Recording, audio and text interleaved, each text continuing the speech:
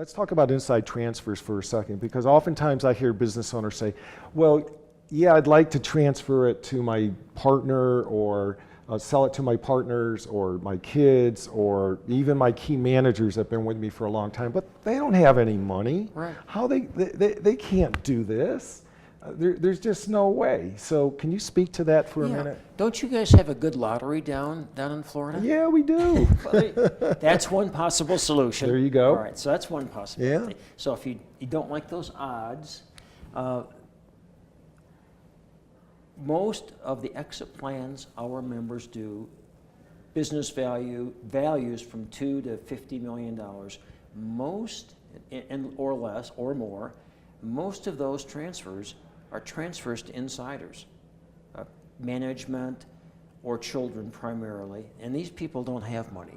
Right. So there's a whole process that we go through that's tied into transferring ownership to the incoming owners based upon the proven ability of those incoming owners to create greater cash flow. Yep. And maybe value, but cash flow is more important. And so if we design a plan that does that over a time period at a growth we think is achievable, that'll tell us the time frame. Right.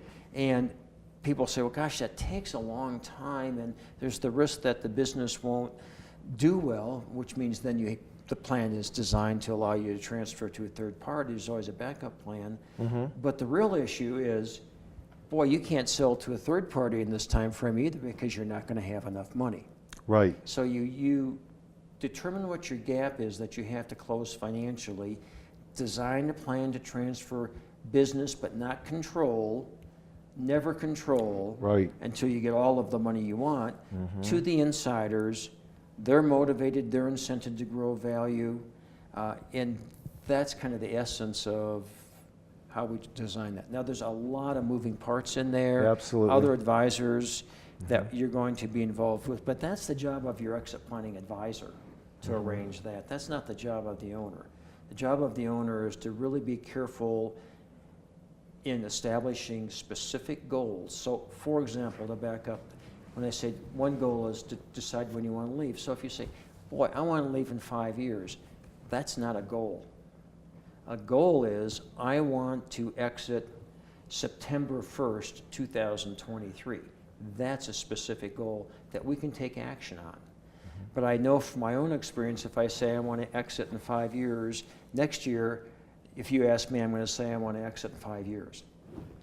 Right. Because it's an excuse, it's a rolling exit. Rolling 5 plan. years, yeah. So see it all the time. So again, I just emphasize, you need to work with advisors who are experienced in the whole exit planning process.